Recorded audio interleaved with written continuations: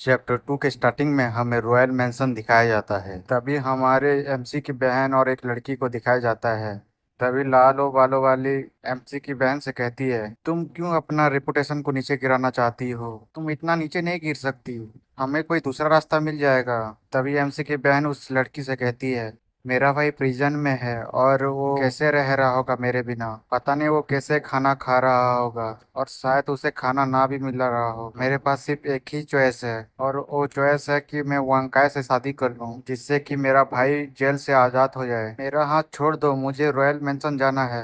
तभी हमें लाल बालों वाली लड़की का नाम पता चलता है जिसका नाम था रेन्यू। तभी वो लिनिंग से कहती है, एक बार ठंडे दिमाग से सोचो, क्या तुम पहले यही करना चाहती थी? तभी लिन लिंग रेन्यू से कहती है, हम जहाँ रह रहे हैं या तो कहें ये बेस पूरा वांग फैमिली के अंडर आती है। यहाँ का एकेडमी भी उनके अंडर ही आती है और उस एकेडमी के डायरेक्टर उसके पापा हैं। और मेन बात तो यह है कि उसके पापा 9 ग्रेड के या कहें तो 9 टियर के एक रैंकर हैं, जिससे साफ पता चलता है कि उनके चंगुल से हम नहीं छूट सकते। मेरी भलाई इसमें है कि मैं उनकी बात मान लूं। तभी लिंगलिंग होश में आती है और अपने आंखों से देखती है कि बहुत सारे लोग रॉयल मेंशन की तरफ भाग रहे थे। तभी रेन्यू कहती है, इतने सारे लोग रॉयल मेंशन की तरफ क्यों भाग रहे हैं? तभी हमें रॉयल मेंशन के अंदर दिखाया जाता है जहां वांकाय की डेड बॉडी या तो कहें तो उसकी कब्र के आसपास बहुत सारे लोग मंडराने लगते हैं। आई मीन श्रद्धांजलि देने आए हुए थे। जब रेन्यू वांकाय की कब्र देखती है वो भी चौंक जाती है और कहती है कि क्या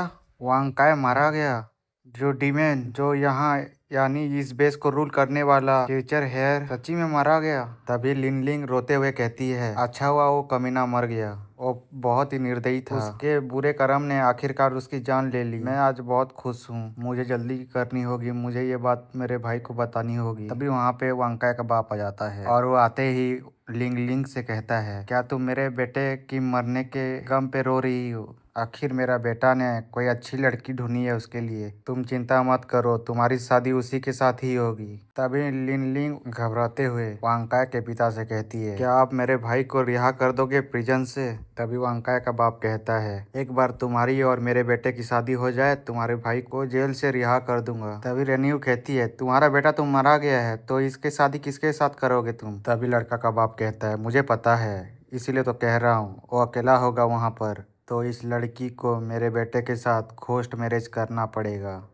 तभी रेन्यू कहती है, तुम एक मरे हुए लड़के के साथ कैसे मेरी दोस्त की शादी कर सकते हो तुम? तभी लिनलिंग और भी थोड़ी ज्यादा घबराते हुए कहती है, अगर मैं तुम्हारे बेटे के साथ शादी कर लूं तो तुम क्या मेरे भाई को रिहा कर दोगे जेल से? तभी वांगचाय का बाप कहता है, मैं एक बार वो कह चुका हूँ, अगर तुम मेरे मरे हुए बेटे के साथ शादी कर लो तो मैं तुम्हारा भाई को रिहा कर दूंगा, और अगर तुम मना कर दोगी तो तुम्हारा बाप और तुम्हारा भाई दोनों मारे जाएंगे मेरे हाथों से। तो क्या फैसला करती हो तुम? तभी रेन्यू कहती है, ये आदमी बोरा गया है, लिनलिंग तुम इसकी बात मत सुनना। तभी लिनलिंग रोते हुए कहती है, मुझे आपकी सारी शर्तें मंजूर है, प्लीज मेरे भाई को जेल से रिहा करवा दीजिएगा, मैं आपके मरे हुए बेटे के साथ शादी कर लूंगी। तभी हमें वांग क्लैन का सीक्रेट चैम्बर को दिखाया जाता है जहाँ हमें दो शेडो दिखाए जाते हैं, एक नीचे झुका रहता है और एक सोफा सेट में बैठा हुआ रहता है। तभी हमें पता चलता है कि जो नीचे झुक के बैठा हुआ था वो वांग गाय का बड़ा भाई था जिसका नाम वांग मियांग था, जो कि 9th टेयर का एबिलिटी यूजर था। वो कहता है, पिताजी आप मुझे एक आदेश दीजिए, जो मेरा छोटा भाई का जितने सारे भी एनिमी थे, चाहे किसी का फैमिली हो चाहे कोई लड़की हो या तो कोई उसके घर का कोई मासूम बच्चा हो, किसी को भी नहीं बख्शूंगा, सबको रप्पा रप्पा काटूंगा। और रही बात लिंग फैमिली की, लिंग लिंग ने होस्ट मैरिज के लिए हाँ कह दिया है, तो क्या लिंग फैमिली को पक्ष दिया जाए?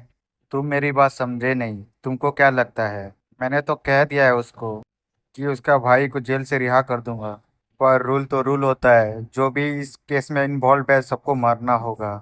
जब लिंग लिंग मेरे बेटे के साथ शादी करेगी उसके बाद तुम जाके रात को प्रिजन में जाते ही उसके भाई को जिंदा घाट उतार देना और फिर बारी होगी उसके बाप की। तभी वो वांगयान कहता है, ठीक है पिताजी, मैं उसका भाई को रात में ही निपटा दूंगा। तभी हमें ब्लैक वाटर प्रिजन दिखाया जाता है जहाँ पर एक दरवाजा खुला हुआ रहता है। ब्लैक वाटर प्रिजन में कोई भी रूल्स रेगुलेशन नहीं होता है, इसीलिए वहां पर सरवाइव करने के लिए किसको मारो या तो मरो या तो कोई पावरफुल गैंग के अंदर शामिल हो जाओ। तभी हमें एक गैंग लीडर को दिखाया जाता है जो कि अपने गैंग के साथ बात कर रहा था, और वो गैंग लीडर कहता है कि तुमको पता है ना आज का टारगेट कौन है।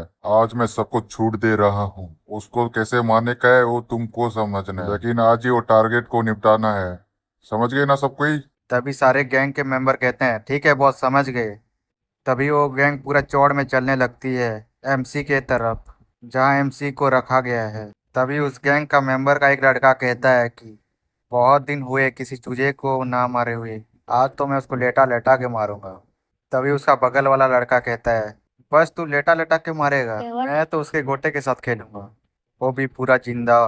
तभी उस इंसान के पीछे वाला इंसान कहता है तू तो सिर्फ गोटे के साथ खेलेगा, मेरा इरादा तो और ही कुछ करने को है। तभी बॉस कहता है तभी बॉस कहता है आज 2 प्लेट बिरयानी ज्यादा खा लिया हूँ। पेट हजम नहीं हुई है।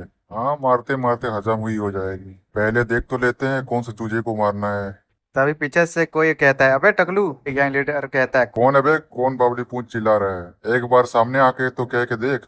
लगता है तुझे तेरी जान प्यारी नहीं है। पहले इस चूजे से निपटता हूँ फिर तुझे बताता हूँ।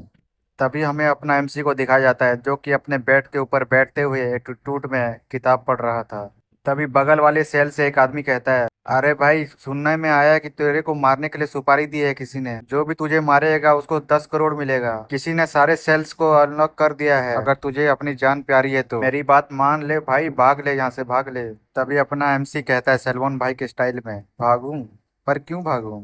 तभी वो आदमी फिर से कहता है भाई तुझे नहीं पता है क्या, सारे सेल खोले गए हैं सिर्फ तेरे को टपकाने के वास्ते। तभी एमसी एटीट्यूड में कहता है ठीक है भाई, समझ गया समझ गया, अगर बाहर में कोई जिंदा बचा होगा तभी तो ना मेरे सेल के अंदर आ पाएगा। एक लंबी सांस ले ले, मस्त किताब है, आज आज साथ बैठ के पढ़ते हैं। तभी हमें वो पूरी गैंग को दिखाया जाता है, कोई चाकू पकड़ा है तो कोई हैंचमैन पकड़ा है, और गैंग लीडर कह रहा था रास्ते में जो भी आए उसको काट डालो। आज हमारा टारगेट हमारे हाथों से नहीं बच पाएगा। जल्दी करो, रास्ता खाली है। सारे गार्ड्स भी चले गए हैं। तभी बगल वाला लड़का कहता है बॉस अगर कोई गार्ड्स भी होते ना तो मैं उनको संभाल लेता। तभी उसके बगल वाला आदमी कहता है चल चल ऐसी लंबी लंबी और किसी को फेंकना। तभी एमसी के रूम में जो बंदा था वो कहता है घबराते हुए पीड़ू, वो गैंग अपने सेल के करीब आ चुकी है। तभी उस गैंग के कदमों के आवाज आने बंद हो जाते हैं। तभी वो बंदा डोर के आगे झांक के कहता है उन लोगों की कदमों की आवाज क्यों नहीं आ रही। तभी अपना एमसी वो बुक को बंद करते हुए कहता है लगता है समय आ गया है, आ जाओ